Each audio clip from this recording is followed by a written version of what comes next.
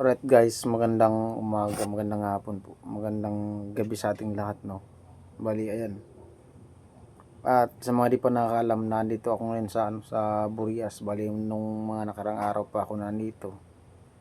At ayan, bali, kung napanood niyo yung vlog ni Alamid Striker about doon kay Badit, ayun, nasa hospital siya. At ayun, yun namang dati niyang sakit yung dahilan.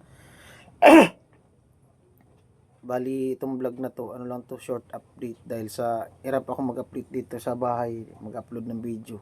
At di din ako magagalaw-galaw masyado dahil sa sa meron akong trangkaso at ubo. At ayaw ko din masyado maglabas-labas, mahirap na akong mabinat. So, bali, ayan, nasa hospital siya ngayon at yan ng financial support.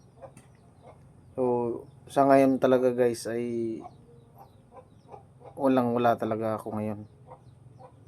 At lalo pa ngayon meron akong trangkaso.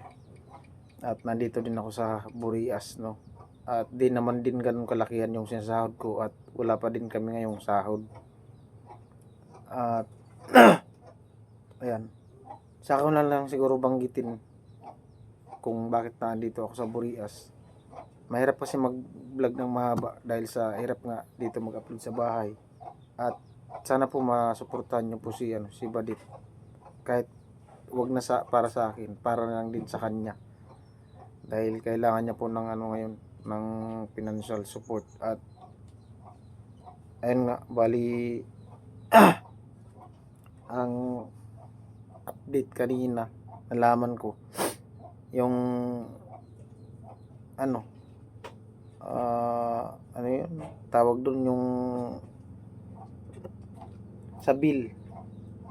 Bali, hindi pa yung pinaka kabuang total na bill sa hospital, pati yung mga gamot, mga tinulok sa kanya. Ilang araw pa lang yun ay umabot na ng 21,000 yung sabi ko, ba't umabot ng ganun kalaki? Hindi ko alam kasi wala ako dun. At ayan, yun lang po. Sana po makasuportahan natin si Badit sa financial support. So ngayon lang po ako ulit tumingi ng suporta about sa mga ganitong pangyayari. Sana po makasuportahan po natin. At saka ko lang banggitin kung bakit andito ako ngayon sa Burias. Kasi ito lang to, short update. Gawa na sabi ko, mahina po yung signal ko dito ngayon sa bahay. Ayan, at pray po tayo na maging okay na po yung lahat. At yan, maging okay na din si Vince. At maraming salamat po sa inyong lahat. Love you all. Bye bye.